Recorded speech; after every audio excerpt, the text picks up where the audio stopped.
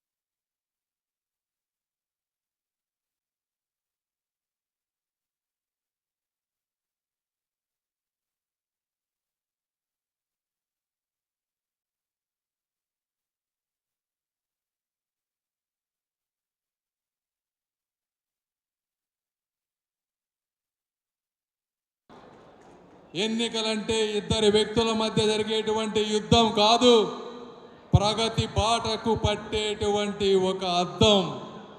అలాంటి ఎన్నికల సంగ్రామంలో అత్యంత తెలివైన వారు ఎవరయ్యా అంటే ఉద్యోగస్తులు.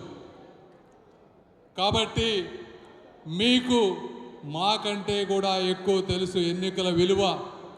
అంతకుముందు 5 సంవత్సరాల్లో మీరు ఏం జరిగిందో చూశారు. ఈరోజు ఉద్యోగస్తులు ఒక కంపెనీ అయినా ఒక రాష్ట్రం అయినా కూడా వాళ్ళ జీవితాలు బాగుండాలంటే ఆ కంపెనీ బాగుండాలి, రాష్ట్రం బాగుండాలి. వారు బాగుండాలంటే ఆదాయం పెరగాలి, ఆదాయం పెరగాలంటే ఇన్వెస్టర్స్ ఉండాలి, ఎకానమీ రొటేట్ అవ్వాలి, డబ్బులు ముందుకు వెళ్తూ ఉండాలి, అసెట్స్ వాల్యూస్ పెరగాలి.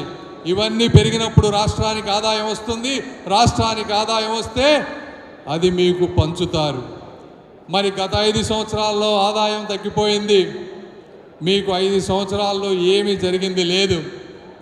ఈరోజు తెలుగుదేశం పార్టీ కార్యకర్తలు రక్తాన్ని చిందించి పోరాడి ప్రతిపక్షానికి వెన్నులో వణుకు పుట్టేటువంటి అపజయాన్ని కల్పించారు.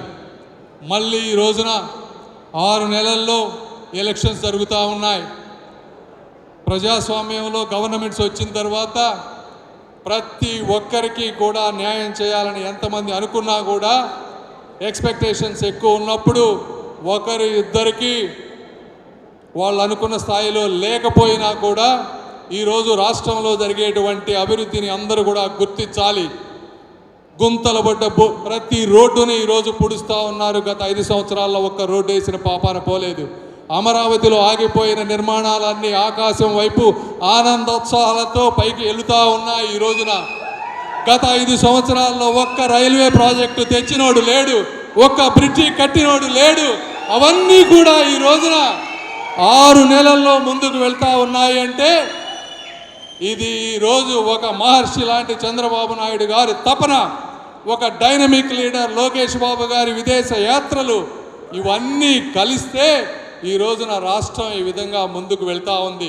కాబట్టి వ్యక్తిగత ప్రయోజనాల కన్నా కూడా గ్రామాల్లో జరిగేటువంటి, పట్టణాల్లో జరిగేటువంటి, రేపు రాబోయే మీ తరాలకు జరిగేటువంటి అభివృద్ధిని గుర్తుపెట్టుకోవాలని మీ అందరి కోసం ఢిల్లీకి, గల్లీ నుంచి ఢిల్లీకి, అమరావతి నుంచి అమెరికాకి మీరు ఒక్క అడుగు వేస్తే మేము 1000 అడుగులు వేస్తూ ముందుకు తీసుకు వెళ్తామని, అదేవిధంగా ఈరోజు ఆలపాటి రాజా గారు ఉన్నారు, 5 సంవత్సరాలు నిరంతరం కాలికి బలపం కట్టుకొని ప్రతి గ్రామాన తిరిగి తెలుగుదేశం పార్టీని అఖండ మెజారిటీతో గెలిపించడానికి తెనాలి శాసనసభ్యులుగా ప్రయత్నించడానికి చేశారు. అయినప్పటికీ ఆ రోజు చంద్రబాబు నాయుడు గారు లేదు మనం కూటమి భాగస్వామ్యంలో జనసేనకి ఇది ఇస్తున్నామంటే ఒక్క మాట కూడా మాట్లాడకుండా బాధని కంఠంలో దాచుకొని అహర్నిశలు కృషి చేసి ఆయన ఏ విధంగా తెనాలిలో చరిత్రలో లేని విధంగా 55,000 మెజారిటీతో ఆ రోజున మమ్మల్ని గెలిపించారు. కాబట్టి తెలుగుదేశం పార్టీ కార్యకర్తలకు కానీ అదేవిధంగా ఆ తెనాలి నియోజకవర్గంలో ఈరోజు అధికారం అనుభవిస్తున్న జనసేన నాయకులకు కానీ ఒక మోరల్, ఒక ఎథికల్ రెస్పాన్సిబిలిటీ ఉంది. ఈరోజు ఆలపాటి రాజా గారిని అఖండ మెజారిటీతో గెలిపించాల్సిన అవసరం. కాబట్టి ఉద్యోగస్తులందరికీ మీరు జరిగే ప్రగతిని గుర్తుపెట్టుకొని మీ అండదండలు అందిస్తారని మీ నమ్మకాన్ని ఆలపాటి రాజా గారు ఒక బలమైన నాయకులు.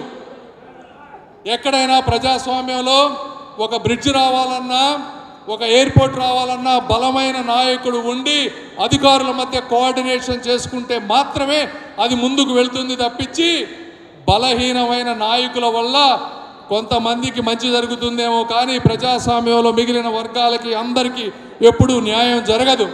కాబట్టి అలాంటి బలమైన నాయకులైనటువంటి ఆలపాటి రాజా గారిని అఖండ మెజారిటీతో గెలిపిస్తారని, దానికి మాకు కావలసిన మేము కూడా మా శక్తి సామర్థ్యాలు తోడతామని తెలియజేసుకుంటూ ఈ అవకాశాన్ని ఇచ్చిన అందరికీ కూడా మనస్ఫూర్తిగా కృతజ్ఞతలు తెలుపుకుంటూ సెలవు తీసుకుంటున్నాను. Thank you.